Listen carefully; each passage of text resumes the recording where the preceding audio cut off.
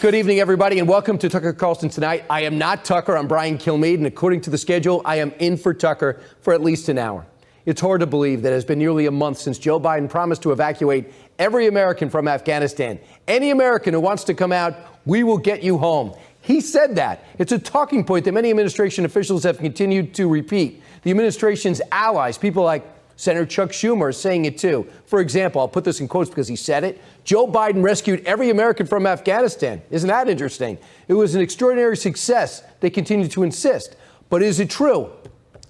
No, it's not true, at least according to Biden's own State Department. Just today, Secretary of State Anthony Blinken muttered his way through a press conference saying that the Taliban is not allowing charter flights to depart Hamid Karzai International Airport in Kabul. As of now, the Taliban are not permitting the charter flights to depart. They claim that some of the passengers do not have the required documentation. While there are limits to what we can do without personnel on the ground, without an airport, with normal security and procedures in place, we are working to do everything in our power to support those flights and to get them off the ground. At another time, I'll go over why we don't have anyone on the ground and we don't have any control of anybody's airport, but that's for another show. What Anthony Blinken didn't say is those flights include American citizens, though it's not clear how many. Over the weekend, White House Chief of Staff Ron Klain said there were approximately 100 American citizens left in Afghanistan. About a week ago, Blinken said it was anywhere from 100 to 200. These numbers likely don't include green card holders, since even the administration doesn't have a clear number of how many of them are actually in Afghanistan. What Blinken also didn't mention was that the Taliban aren't the only ones blocking flights from leaving Afghanistan. Fox News has obtained an exclusive email showing the State Department is blocking flights as well. The emails are from a retired Marine named Eric Montalvo, who is operating his own private evacuation flight from Afghanistan. Flights, I should say, it's plural. According to those emails, the State Department is refusing to give charter flights approval to land in other countries. The State Department also told Montalvo the private flights would not be allowed to land at the Department of Defense bases, even though they were transporting American citizens, and those are American bases. Quote, you need to find another destination country, and it can't be the U.S. either. Well, isn't that nice? None of this is stopping Afghan refugees from arriving in the U.S., however. According to General Glenn Von Herk, I should say, of U.S. Northern Command, less than half of the Afghan refugees coming to the U.S. are special immigrant visa applicants who we kind of want here. There are thousands of Afghans we know little to nothing about that are coming here, and yet they're allowed to land on U.S. bases in our country. According to a recent report, one male Afghan refugee was recently detained at Ramstein Air Base in Germany after explosive material and blasting caps were found in his carry-on luggage before he boarded his flight to Ramstein. U.S. officials reportedly believe the materials were related to his work and not terrorism.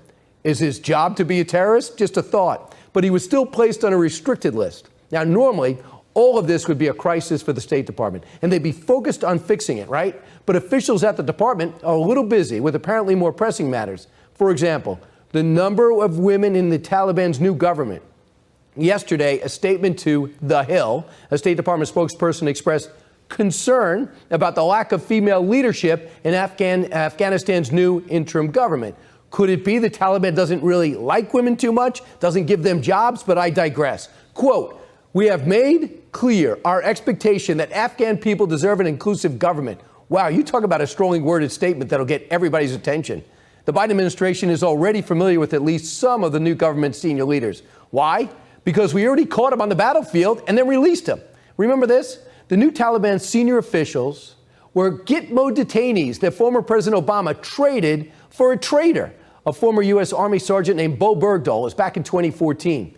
At that time, Susan Rice, by the way, she's still playing in the White House, said the most important thing was Bergdahl's well-being and not the fact that 4 terrorists had just been released back into the Taliban leadership.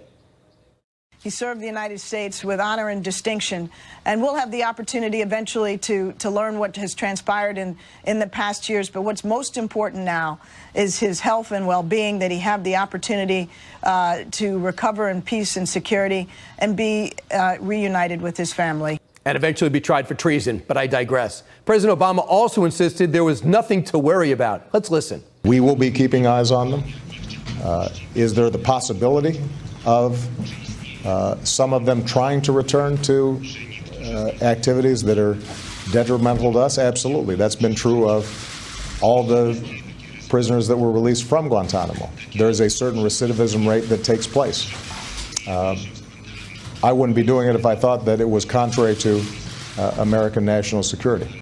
Well, it is, and you did it anyway. It turns out it was contrary to American national security. The former Gitmo detainee is now holding the following government positions in Afghanistan. Jot these down.